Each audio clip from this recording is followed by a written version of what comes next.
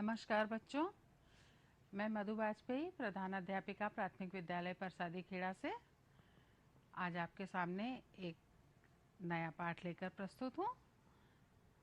तो आइए देखते हैं आज हम क्या पढ़ेंगे।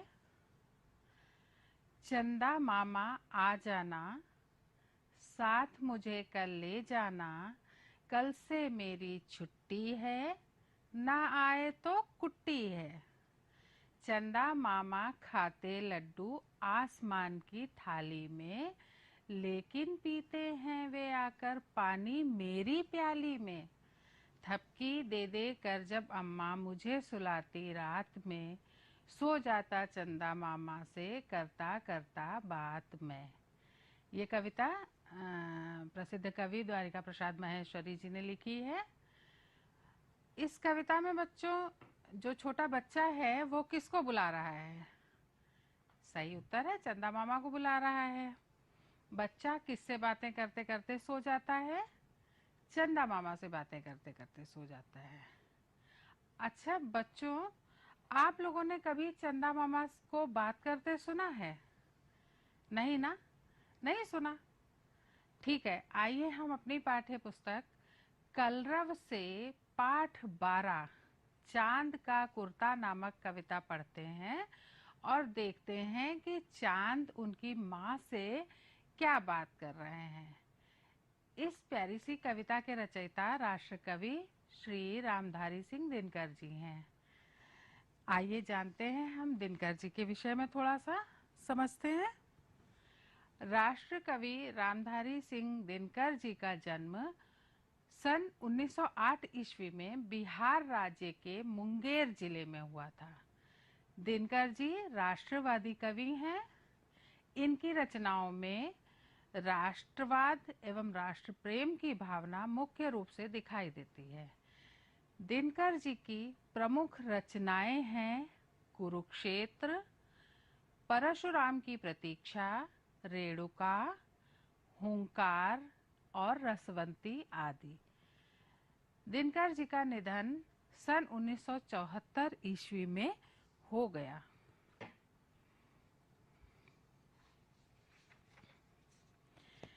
हट कर बैठा चांद एक दिन, माता से यह बोला, सिलवा दो माँ मुझे ऊन का मोटा एक झिंगोला। सनसन चलती हवा रात भर जाड़े से मरता हूँ, ठिठुर ठिठुर कर किसी तरह यात्रा पूरी करता हूँ। आसमान का सफर और यह मौसम है जाड़े का, अगर ना हो तो ला दो कुर्ता ही कोई भाड़े का। बच्चे की सुन बात, कहा माता ने, अरे सलोने, कुशल करें भगवान लगे ना तुझको जादू टोने। जाड़े की तो बात ठीक है पर मैं तो डरती हूँ, एक नाप में कभी नहीं तुझको देखा करती हूँ। तो सुना आपने बच्चों कि चांद और उसकी माँ क्या बात कर रहे हैं। इस कविता के कुछ कठिन शब्द हैं जिनका अर्थ आपके लिए बहुत जरूरी है जानना। तो देखिए कौन कौन से कठिन शब्द हैं। पहला शब्द है हठ। हठ माने होता है, हठ का अर्थ होता है जिद। दूसरा झिंगोला।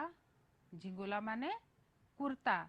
किसी भी कपड़े को एक आप लोग झबला भी बोलते हैं, उसको कुर्ता भी बोल सकते हैं, कपड़े का नाम है।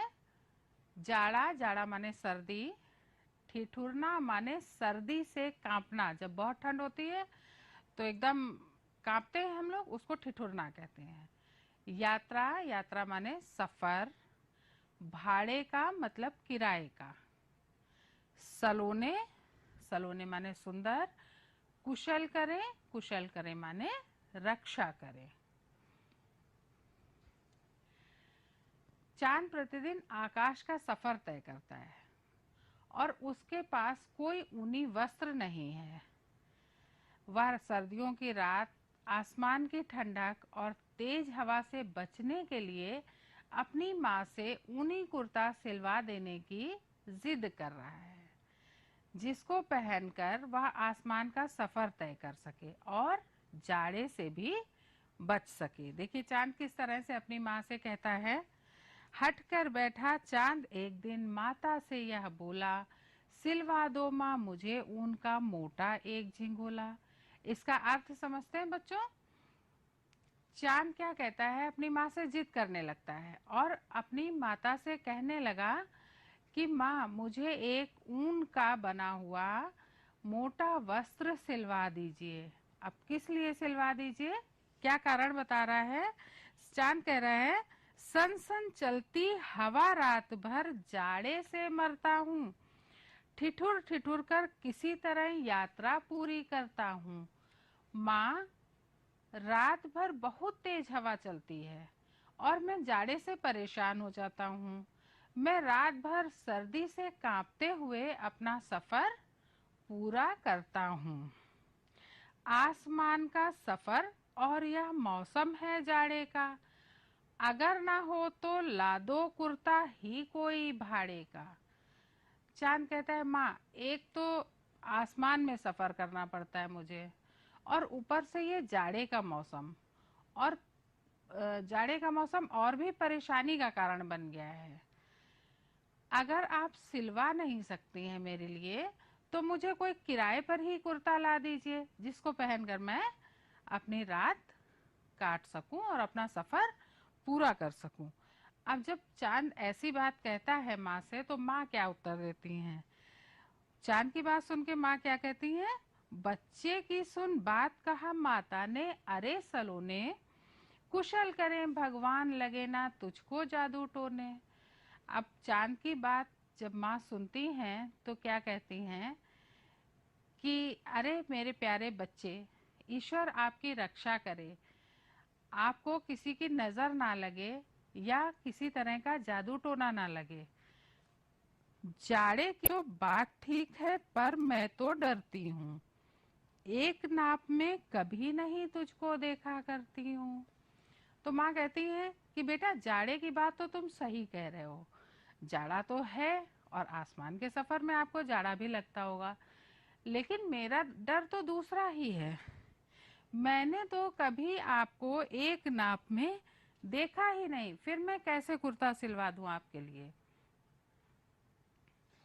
अगला भाग देखते हैं कविता का। आगे माँ क्या कहती हैं?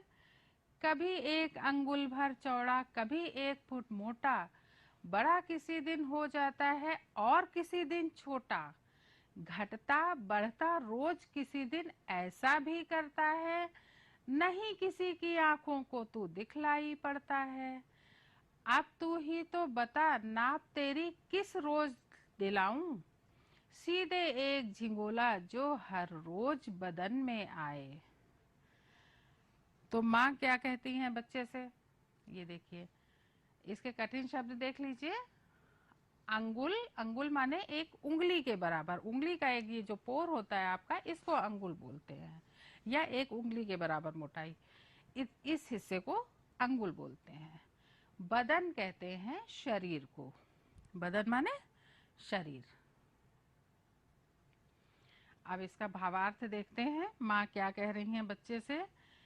कभी 1 अंगुल भर चौड़ा, कभी 1 फुट मोटा, बड़ा किसी दिन हो जाता है और किसी दिन छोटा।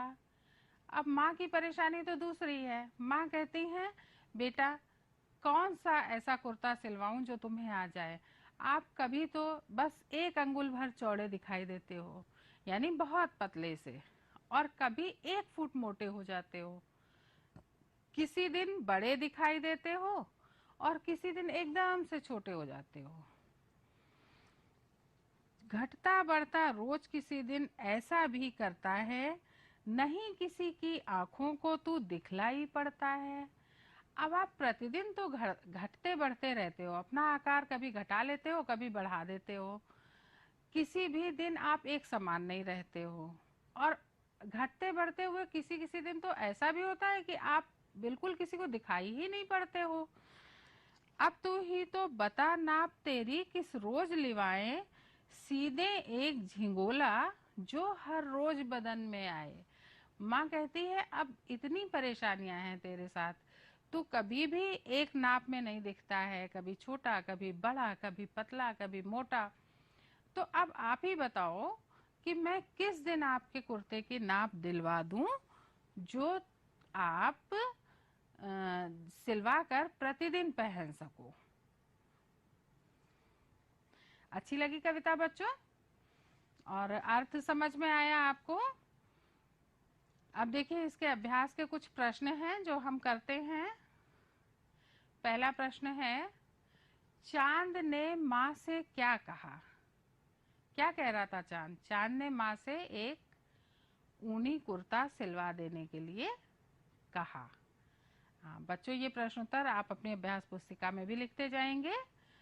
तो चांद ने अपनी माँ से ऊनी कपड़ा सिलवाने के लिए कहा।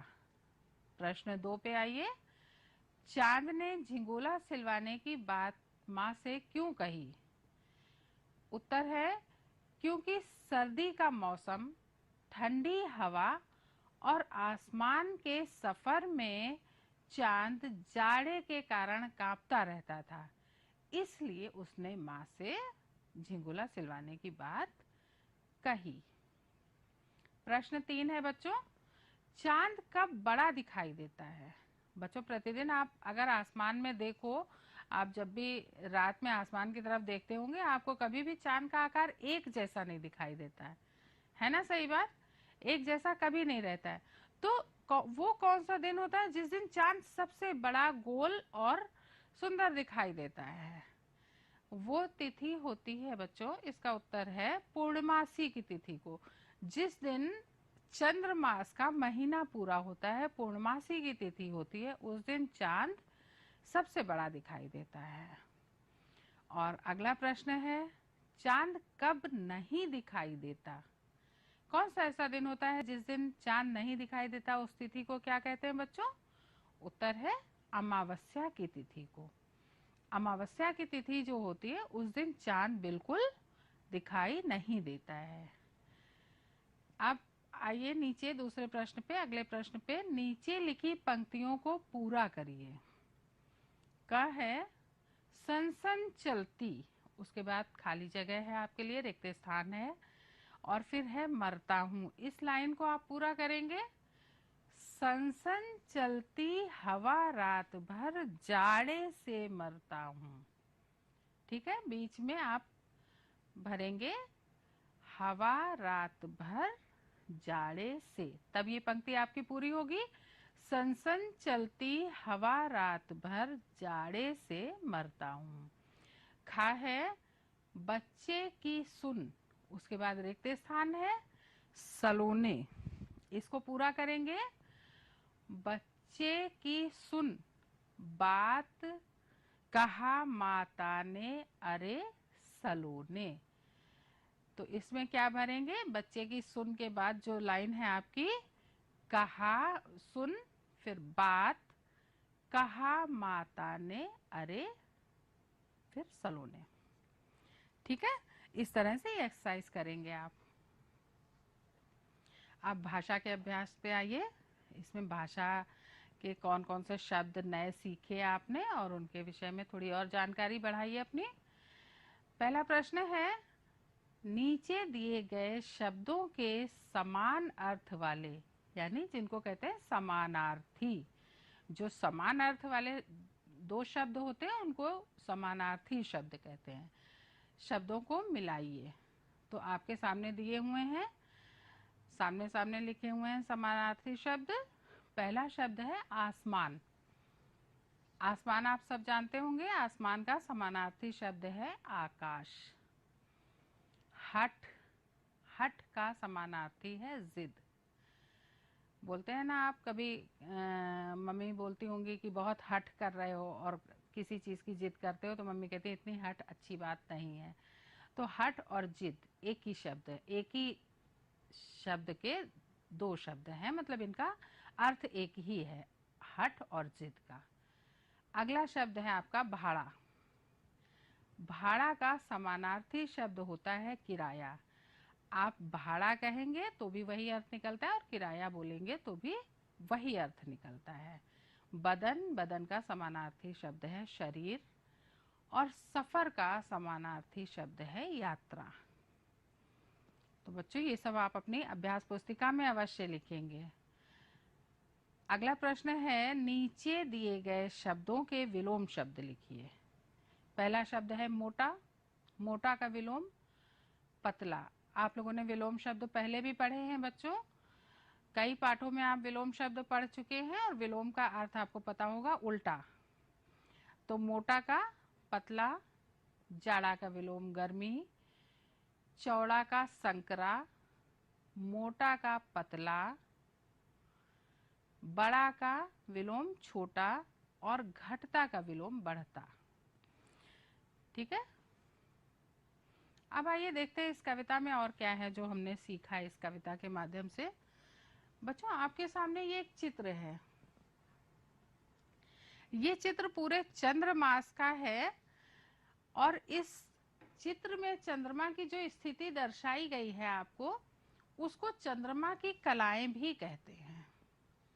ठीक है, चंद्रमा की कलाएं कैसी होती हैं?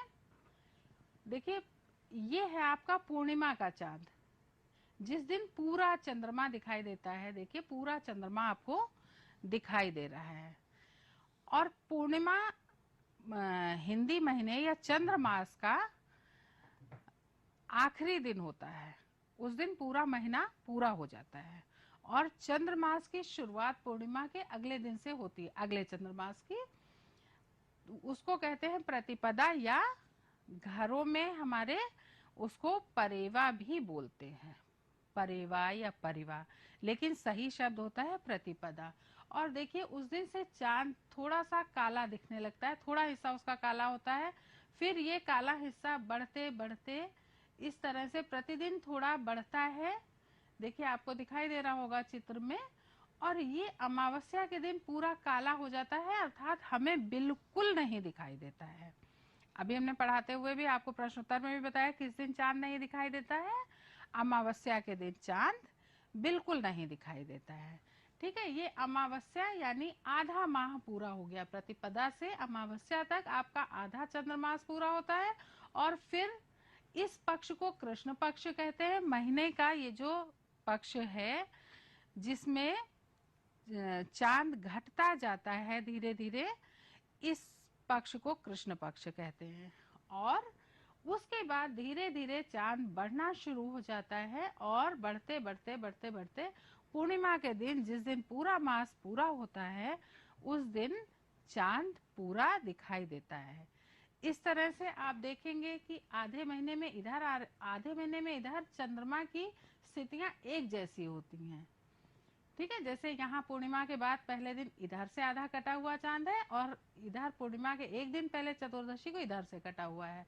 ये स्थिति बराबर बनी रहती, इसलिए चंद्रमा की कलाएं 16 होती हैं, लेकिन चंद्रमास 30 दिन का होता है। तो इस कविता के माध्यम से हमने सीखा कि चंद्रमा कभी एक आकार में हमें दिखाई नहीं देता। कृष्ण पक्ष की प्रतिपदा तिथि, जिसको परिवा कहते हैं, उससे चंद्रमा घटता हुआ दिखाई देता है और 15वें दिन अमावस्या को बिल्कुल नहीं दिखाई देता है। अमावस्या के अगले दिन शुक्ल पक्ष प्रारंभ होता है, उसको उजेला पाक भी कहते हैं, हम लोग अपनी बोलचाल की भाषा में उजेला पाक भी कहते हैं। तो उस दिन से चंद्रमा धीरे धीरे बढ़ना शुरू होता है और पूर्णमासी तिथि को पूरा हो जाता है, पूरा चंद्रमा हमें दिखाई देता है। तो इस प्रकार चंद्रमा की घटने बढ़ने की इन क्रियाओं को ही चंद्रमा की कलाएं कहते हैं। और कृष्ण पक्ष की प्रतिपदा से प्रारंभ होकर शुक्ल पक्ष की पूर्णमासी को एक चंद्रमास पूरा हो जाता है। इसमें यह भी ध्यान रखने की बात है बच्चों कि सूर्य ग्रहण हमेशा अमावस्या को होता है। सूर्य ग्रहण और चंद्र ग्रहण भी आपने सुना होगा।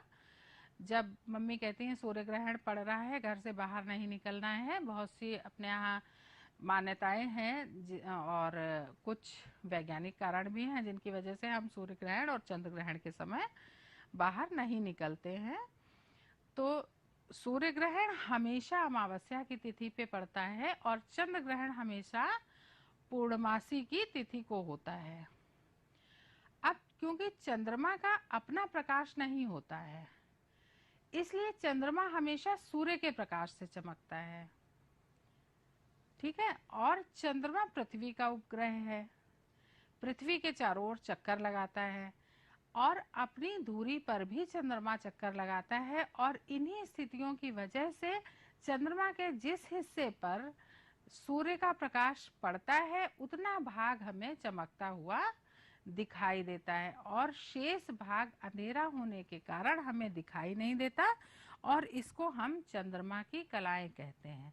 कहने का मतलब ये है बच्चों कि चंद्रमा नहीं घटता बढ़ता है, बल्कि चंद्रमा के कितने हिस्से पर सूर्य का प्रकाश पड़ रहा है और वो कितना हिस्सा हमें दिखाई दे रहा है पृथ्वी पर से, इसलिए वो चंद्रमा की मतलब चंद्रमा पर सूर्य का प्रकाश पड़ने की स्थितियां ही ये निर्धारित करती हैं कि चंद्रमा की कौन सी कला या चंद्रमा किस रूप में हमें दिखाई देगा। आगे देखिए, देखते हैं हमने क्या क्या सीखा है इस कविता से। क्या चंद्रमा सच में घटता बढ़ता है? बच्चों, चंद्रमा घटता बढ़ता है क्या सच में? नहीं ना, अभी आपको बताया हमने कि चंद्रमा नहीं घटता बढ़ता है, बल्कि चंद्रमा के जितने हिस्से पर सूर्य का प्रकाश पड़ता है वो हिस्सा हमें दिखाई देता है और बाकी हमें दिखाई नहीं देता। बढ़ते हुए या घटते हुए आकार के क्रम में चांद का चित्र बनाओ, जैसा अभी मैंने दिखाया था। या फिर आप एक काम और कर सकते हैं, आप प्रतिदिन चांद को देखें, ठीक है? प्रतिदिन चंद्रमा को देखें रात में, और जैसा वो दिखाई दे रहा है उस तरह का चित्र बनाते जाइए। और देखिए, आपको पूरे महीने में हर चित्र 2 बार आएगा, पहला बढ़ते हुए और दूसरा घटते हुए, लेकिन वो चित्र 2 बार आएगा। आप दोनों तरह से चित्र बना सकते हैं, या तो जैसा अभी मैंने आपको चित्र में दिखाया था, और या फिर प्रतिदिन चांद देखकर भी चित्र बना सकते हैं। तो बढ़ते हुए या घटते हुए आकार के क्रम में चंद्रमा का चित्र बनाइए। अच्छा बच्चों, जब हम किन्हीं दो लोगों के बीच हो रही बातचीत को कहानी के रूप में लिखते हैं तो उसे संवाद शैली कहते हैं। कहानियों की अलग अलग शैलियां होती हैं कि किस शैली में लिखी गई है। तो जब हम किसी कहानी को किसी की बातचीत के रूप में प्रस्तुत करते हैं, जो आपस में दो लोग बातचीत कर रहे हैं, उस रूप में जब हम प्रस्तुत करते हैं तो उसे संवाद शैली कहते हैं। तो इस कविता में भी जो आपने अभी पढ़ी, चांद का कुर्ता, इस कविता में भी चांद और चांद की माता के बीच कुछ बातचीत हो रही है। दोनों लोग आपस में बातचीत कर रहे हैं। उसको संवाद शैली में आप अपनी पुस्तक पर लिखिए कि पहले चांद ने माँ से क्या कहा। चांद ने कहा कि माँ मुझे कुर्ता सिलवा दो, मैं जाड़े से बहुत परेशान रहता हूँ, आसमान में सफ़र करता हूँ और ये जाड़े का मौसम है, इसमें मैं परेशान रहता हूँ। और उसके बाद माँ ने क्या कहा, माँ की क्या समस्याएं थी आपने पढ़ा। माँ की भी बहुत समस्याएं थी कि चांद घटता बढ़ता रहता है, कभी छोटा सा दिखाई देता है, कभी बड़ा हो जाता है, कभी मोटा दिखाई देता है, कभी एकदम पतला हो जाता है। तो उनको लगता है कि कौन सा ऐसा दिन है कि मैं चांद की नाप दिलवाऊं और कुर्ता सिलवा दूं जो रोज पहनता रहे। तो इस बातचीत को आप, चांद और माता के बीच में जो बातचीत हुई है उसको संवाद शैली में लिखिए अपनी कॉपी पे। अब बच्चों, आपको अभी हमने चंद्रकलाएं या चंद्रमास की कुछ तिथियां बताई थी। चंद्रमास की जो तिथियां होती हैं, पूर्णमासी, प्रतिपदा, उसके बाद होती है द्वितीया, तृतीया, चतुर्थी, पंचमी, षष्ठी, सप्तमी, अष्टमी, नवमी, दशमी, एकादशी, द्वादशी, त्रयोदशी और चतुर्दशी, और उसके बाद अमावस्या। अमावस्या के बाद पुनः वही तिथियां प्रारंभ होती हैं। सिर्फ फर्क इतना होता है, पहले कृष्ण पक्ष की तिथियां चल रही थी, अब शुक्ल पक्ष की वही तिथियां चलेंगी। अमावस्या के बाद शुक्ल पक्ष शुरू होता है, ये आपको बताया गया, और वही तिथियां होती हैं प्रतिपदा, द्वितीया, तृतीया, चतुर्थी, आगे इसी तरह बढ़ती रहती हैं और सबसे आखिर में जिस दिन माह पूरा होता है उसको कहते हैं पूर्णमासी या पूर्णिमा। तो चंद्र मास की ये जो तिथियां हैं इनको पता करिए और लिखिए और याद भी कीजिए। दूसरा प्रश्न है गृह कार्य के लिए आपका, झिंगोला पहने हुए चांद का चित्र बनाइए। ठीक है, झिंगोला पहने हुए चांद का चित्र बनाइए। कल्पना कीजिए कि चांद कैसा लगेगा झिंगोला पहन के, है ना, और उसका चित्र बनाइए। जैसा आपकी कल्पना में आ रहा है चांद कि झिंगोला पहनकर लग रहा है, वैसा चित्र आप बनाइए। प्रश्न 3 है, कभी कभी आप भी अपनी माँ से किसी तरह की जिद करते होंगे। सभी बच्चे करते हैं, सभी बच्चे अपनी माँ से कुछ ना कुछ लेने की जिद करते हैं और माँ आपको समझाती होंगी कि वह जिद को क्यों नहीं पूरा कर सकती। क्योंकि बच्चों हर जिद नहीं पूरी की जा सकती, सभी में समस्याएं होती हैं, कुछ पूरी करने योग्य होती है, कुछ नहीं होती हैं। कुछ माता पिता पूरी कर सकते हैं, कुछ नहीं पूरी कर सकते। तो जब कभी आपने ऐसी कोई जिद की हो और आपकी माँ आपको समझाती हो कि बेटा ये बात मैं आपकी नहीं मान सकती और ये जिद मैं नहीं पूरी कर सकती, ऐसी कोई घटना आपके साथ हुई हो तो उसको याद करके लिखिए अपनी कॉपी में। ठीक है, और लिखकर भेजिए उसको अपने विद्यालय में अपनी शिक्षिका को। और देखिए कि फिर देखिए अलग अलग बच्चों की क्या क्या जिद होती हैं और किस किस तरह की आप लोग जिद करते हैं। तो ये आपका गृह कार्य है, इसको अवश्य करिएगा। और चंद्रमास की तिथियां आपको अवश्य याद करनी है बच्चों। ठीक है, और जानना है कि चंद्रमास कितने दिन का होता है। ठीक है, और चित्र बनाने हैं। इतना काम है आपके लिए। और बच्चों इस पाठ में आपने बहुत कुछ नया सीखा कि चंद्रमास किस तरह से पूरा होता है, नए नए शब्द सीखे और चंद्रमा और उसकी माँ के बीच बातचीत सीखी। ये संवाद शैली भी आपके लिए बहुत महत्वपूर्ण है, इसको भी याद करिए। और अगले पाठ में मैं आपसे फिर मिलूंगी, तब तक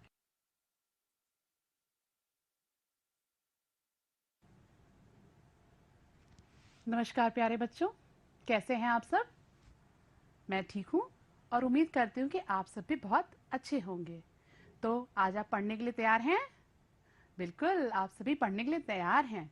चलिए, आज हम हिंदी विषय की कक्षा 4 में पाठ संख्या 6 शीर्षक हाँ में हाँ पढ़ेंगे। ये एक बुंदेलखंडी लोक कथा है और बहुत ही अच्छी है। इसको पढ़कर आपको बहुत आनंद आएगा। इस पाठ से आप